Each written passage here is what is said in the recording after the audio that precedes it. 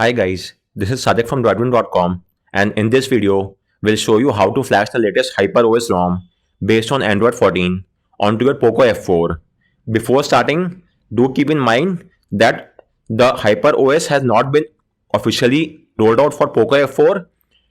As of now, I am using a port from the Poco F5 Pro, also known as the Redmi K60. So I'm using that port, and using that port, I'll flash it onto our Poco F4 and get the job done. I've already flashed it once before and everything is working well and good. Although since it's a port from a different phone, you might come across a few issues, but that's not any major issue. And if you come across any major issue, then also that's not a cause of concern. You could easily revert back to the stock ecosystem simply by flashing the stock firmware or the Fastboot ROM using the Mi Flash tool. So as again I'm repeating, it's a port from the Redmi K60 or the Poco F5 Pro for our Poco F4. And if you come across any issues, then I made a separate guide and a video. You could refer to my guide to flash the Fastboot ROM using the Mi Flash tool, and then you will be back to the MIUI ROM. So on that note, let's get started. First and foremost, you will have to install Android SDK platform tools. So get it from this link and extract them onto your PC. And these are the files of platform tools. Once that is done, you will now have to enable USB debugging and OEM unlocking.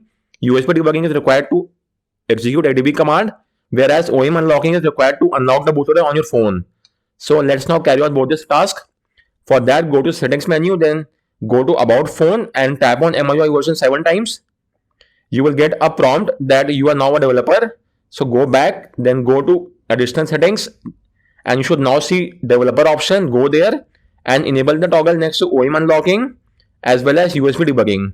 You will now get a prompt on your phone. So checkmark I am aware of all the risk, and then you will have to wait for 10 seconds. Once the time frame has elapsed, just tap on OK, and with this debugging is enabled. You might get an RC key prompt as well. So tap on OK, and let's now verify the debugging connection. So go to platform tool folder, type in CMD in the address bar and hit enter.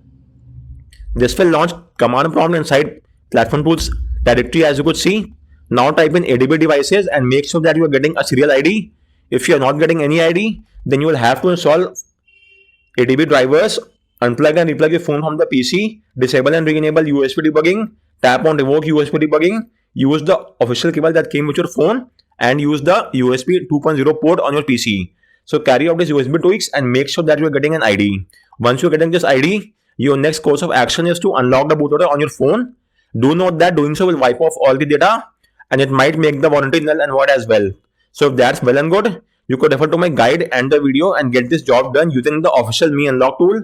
Once you have unlocked the bootloader, make sure to re-enable USB debugging on your phone as well.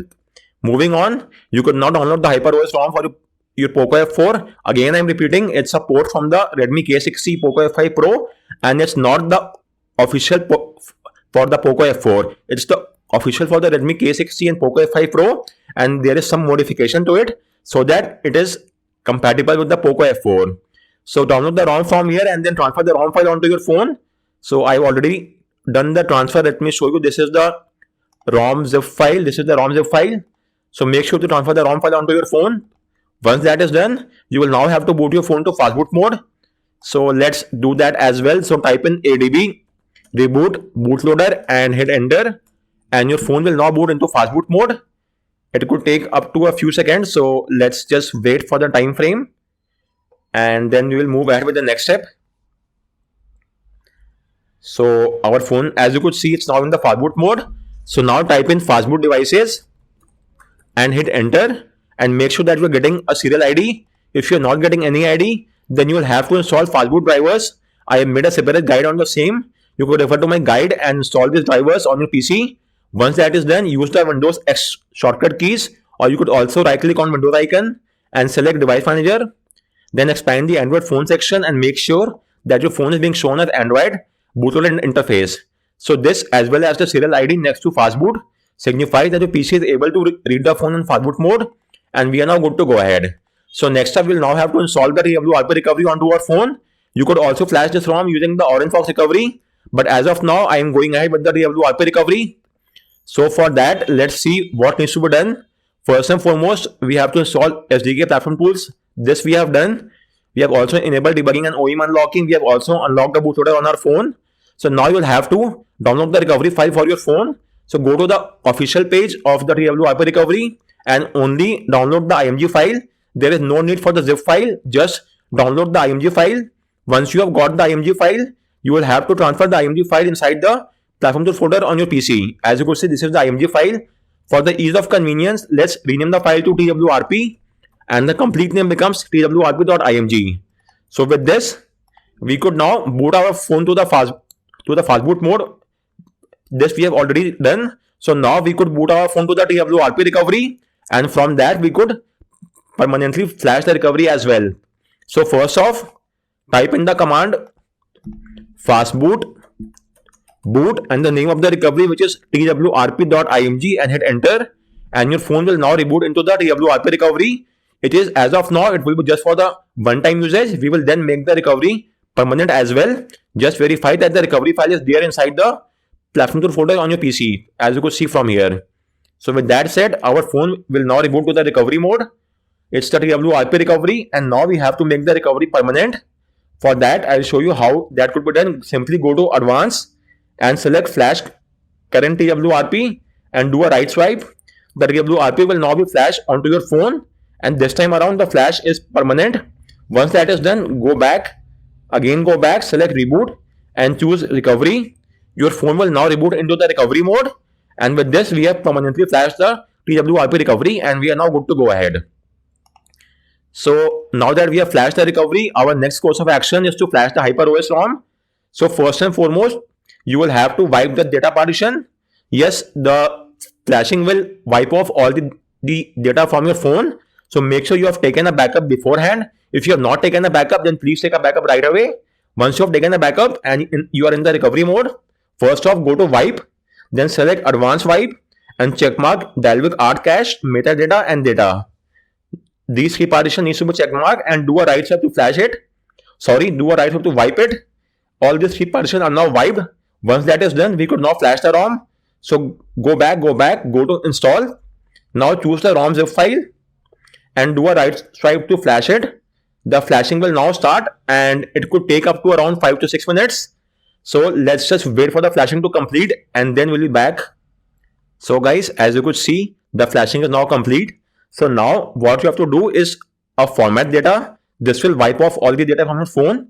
So go back to the main menu, select wipe. This time go to format data, type in yes and hit the blue check mark. With this, the format data has started and it's done. However, if in your case you are unable to do a format data, then you could do a reboot to recovery and then try doing a format data once again. This time around, you should not face any issue whatsoever. So in my case, I could easily do a format data, and once that is done, just tap on reboot system and our phone will now reboot to the newly flashed HyperOS based on Android 14. Do keep in mind that the first bootup will take up some additional time frame. This is completely normal and nothing to worry about. From the subsequent time, it will not take that much longer, and we should now see the HyperOS logo as well, which will signify that the flashing is done successfully. So as you could see, it's the new Xiaomi HyperOS boot logo, and then we'll get a boot animation and then the OS will boot up, and the first boot up could take up to around 20 to 30 seconds, which is completely normal. And let's just wait for the boot up to complete. And as I've told you before, it's a port from the Poco F5 Pro Redmi K60. That's not a cause of any concern, but still, if at any point in time you want to go back to the stock MIUI, then just flash the Fastboot ROM using the Mi Flash tool. I have made a separate guide and a video on the same. You could refer to my guide or the video in the YouTube channel as well as my site and check that out. And as you could see, we are in the setup screen. As of now, I'll skip the initial setup process and take you to the OS. Let me quickly accept the terms and condition of all this and go to the OS. So let's skip this as well for now. And let's accept the terms and condition and skip the setup. Then let's accept this as well and choose the app drawer. And with this, the setup is now complete. So we are now into the Xiaomi HyperOS ROM, as you could see. And this is the app drawer.